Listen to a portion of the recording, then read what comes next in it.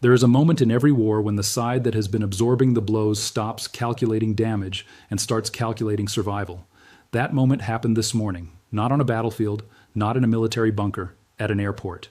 At the single piece of civilian infrastructure that, in the context of everything that has happened in this conflict over the last 4 weeks, was not just a place where planes land and take off. It was the last physical thread connecting Israel to the rest of the world, and Iran just cut it.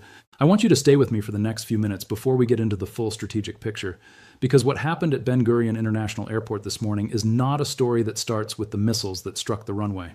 It starts weeks earlier with a series of decisions made in quiet rooms by people who understood exactly what was at risk and chose deliberately not to say so publicly.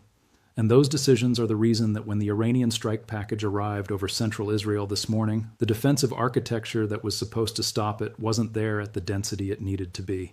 The story of how Israel's most critical piece of non-military infrastructure became its most exposed one is not a story of military failure alone. It is a story of political calculation, information management, and the compounding consequences of telling a civilian population that something is protected when the people making that assurance know, and have known for some time, that the protection is thinner than the words they are using to describe it. So before we get into what Iran hit, why they hit it, and what happens next, let me give you the context that makes this morning's strike make sense. Because if you're watching the coverage right now and wondering how this was possible, how a ballistic missile strike could take out the airport that the Israeli government said was defended, the answer is not that the defense failed suddenly. The answer is that it was eroded systematically over weeks by an Iranian campaign that was specifically designed to force exactly this outcome. And the Israeli government watched it happen and said nothing. 4 weeks ago, on February 28th, the first Iranian ballistic missiles struck Tel Aviv. That strike was significant not just because of the damage it caused, but because of what it demonstrated about Iran's willingness to escalate and its ability to target Israeli population centers at a scale and accuracy that the public assessments before the conflict had underestimated. The Israeli Iron Dome and Arrow systems performed. Interceptions happened. But every interception costs an interceptor, and interceptors are not infinite. They are manufactured, inventoried, deployed, and expended. And when they are expended faster than they can be resupplied, the defensive envelope that depends on them starts to thin. That thinning process began on February 28th and has been running continuously since. What Iran understood, and what the intelligence and targeting apparatus that has been managing this campaign from the Iranian side clearly grasped with precision, is that the goal of a sustained ballistic missile campaign against a country with layered missile defense is not necessarily to overwhelm the defense in a single massive strike.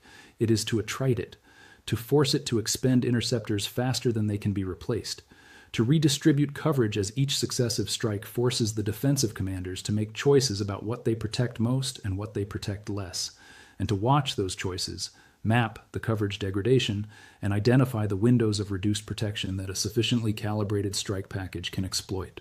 Iran has been doing exactly that for 4 weeks. Every strike on Tel Aviv, every strike on Jerusalem, the dual city strike that hit both simultaneously, the 2 strikes on Dimona, whose combined damage has still not been publicly disclosed by the Israeli government, all of it has been simultaneously a kinetic operation and an intelligence collection exercise. Each strike tells the Iranian targeting apparatus something about where the interceptors are, how many remain, how quickly Israel can reposition them, and where the coverage is thinnest. And the picture that has been building over 4 weeks pointed at Ben Gurion Airport with increasing clarity. Here's what makes Ben Gurion categorically different from every other target Iran has struck in this conflict. Military bases can be bypassed, radar installations can be supplemented, power infrastructure can be rerouted and partially restored.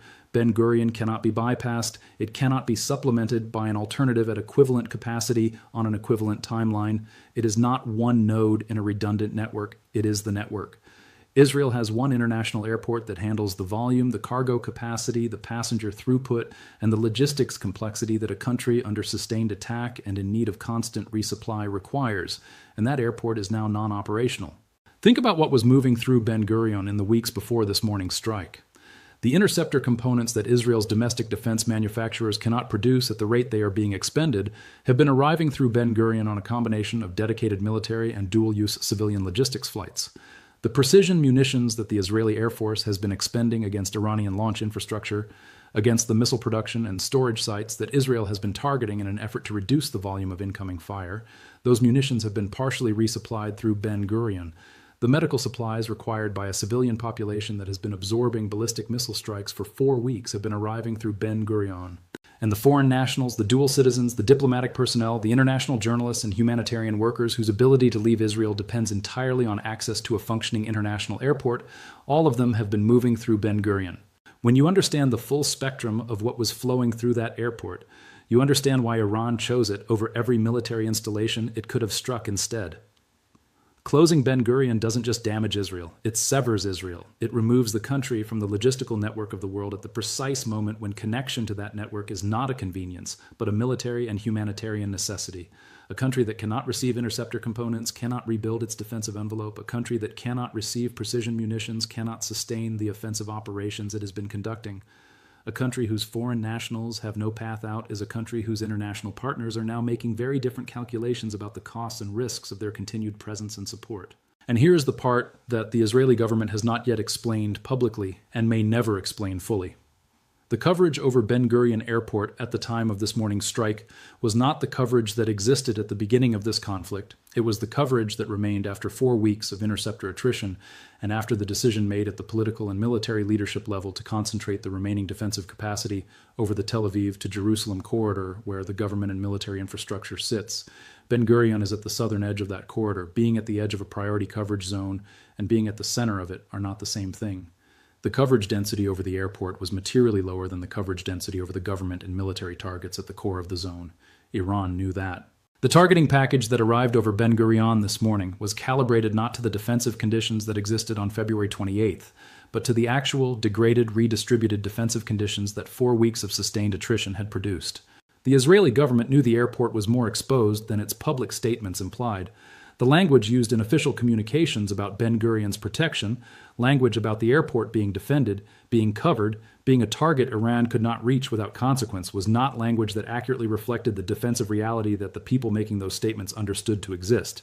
The gap between what was said publicly and what was known internally is the same gap that has characterized this government's information management throughout this conflict. The interceptor depletion rates that were not disclosed, the extent of the diamond damage that has not been confirmed, the warhead contents of the nuclear-capable missile that struck Tel Aviv that have not been publicly addressed. In each case, the government held information that the civilian population needed to make decisions about their safety. In each case, the government chose not to share it. Ben Gurion is the fourth and most consequential instance of that pattern. Now consider what the closure means for the foreign nationals who are currently inside Israel and have no path out. There are approximately 170,000 foreign nationals registered with their embassies in Israel.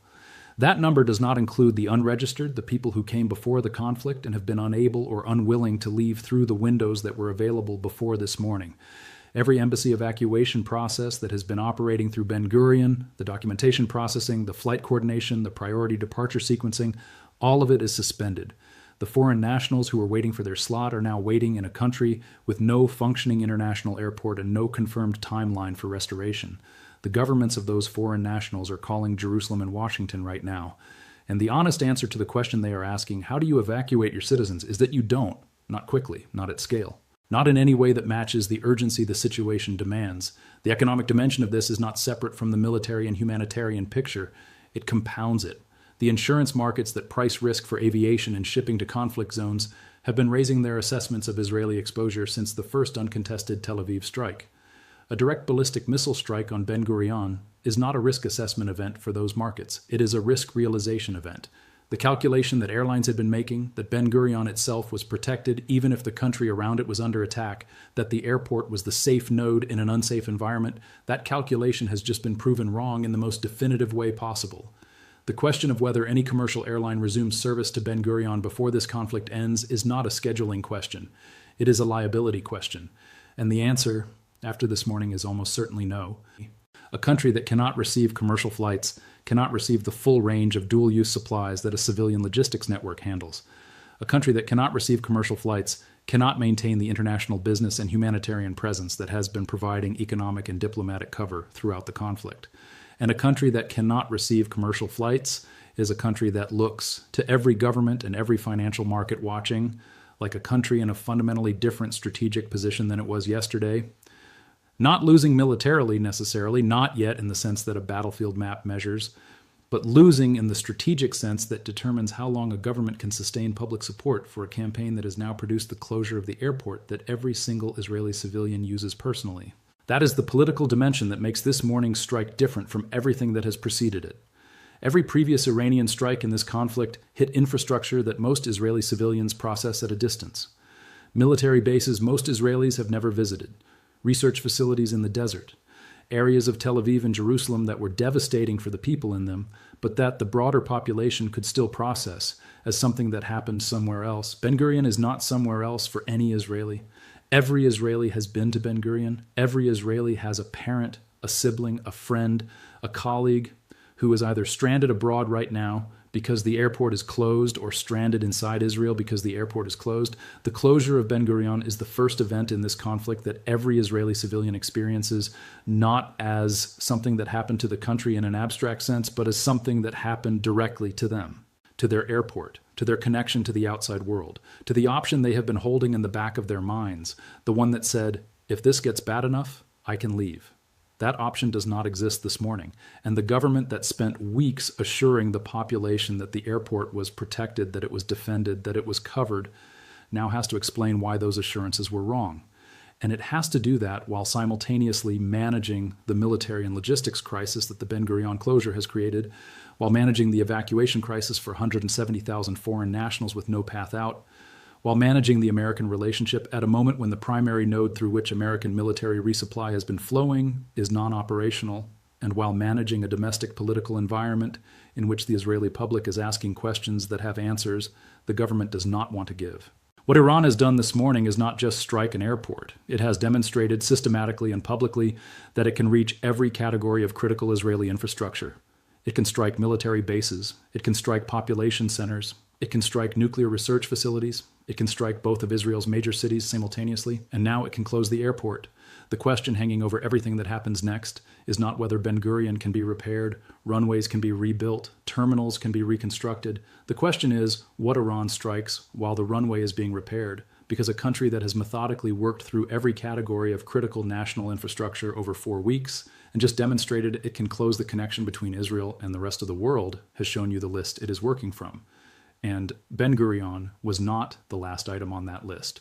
Drop your thoughts in the comments. I want to know what you think the next target is, and I want to know what you think the American response looks like now that the primary resupply node has been removed from the operational picture. Subscribe if you are not already, and I will see you in the next one.